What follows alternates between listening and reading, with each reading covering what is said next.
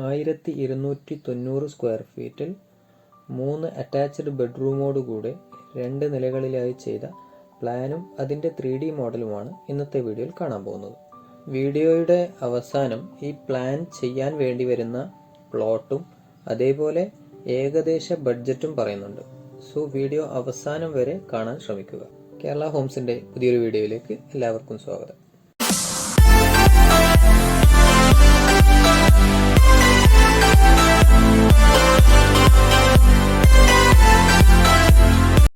വീതി 10.1 മീറ്ററും നീളം 7 മീറ്ററുമുള്ള ഈ പ്ലാൻ ഈസ്റ്റ് ഫേസിംഗ് ആയിട്ടാണ് വരുന്നത്. നോർത്ത് ഈസ്റ്റ് കോർണറിലായി 305-310 സെൻറ്റിമീറ്റർ സൈസ് വരുന്ന ചെറിയ കാർ പോർച്ച് പ്രൊവൈഡ് ചെയ്തിട്ടുണ്ട്. 175 സെൻറ്റിമീറ്റർ വീതിയും 250 സെൻറ്റിമീറ്റർ നീളവും വരുന്ന സിറ്റ് ഔട്ടാണ് കൊടുത്തിരിക്കുന്നത്. വീടിൻ്റെ ഡോർ കൊടുത്തിരിക്കുന്നത് നോർത്ത് ഫേസിംഗ് ആയിട്ടാണ്. സിറ്റ് ഔട്ടിൽ നിന്ന് 330-290 സെൻറ്റിമീറ്റർ സൈസ് വരുന്ന ലിവിംഗ് സ്പേസിലേക്കാണ് എൻ്റർ ചെയ്യുന്നത്. ലിവിങ്ങിൽ നിന്ന് നേരെ പോകുന്നത് ഡൈനിങ് ഹാളിലേക്കാണ്. ഡൈനിങ് ഹാളിൽ തന്നെയാണ് സ്റ്റെയർ പ്രൊവിഷൻ കൊടുത്തിരിക്കുന്നത്.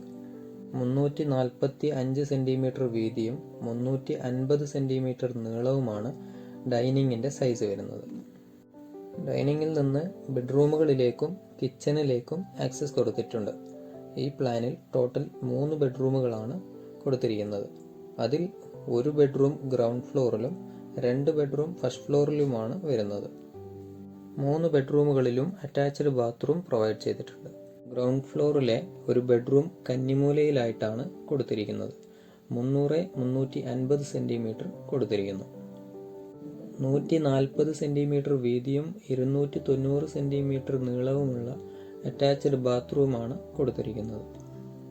കിച്ചൺ നോക്കുകയാണെങ്കിൽ 285 സെൻറ്റിമീറ്റർ വീതിയും 350 സെൻറ്റിമീറ്റർ നീളവുമാണ് കൊടുത്തിരിക്കുന്നത്.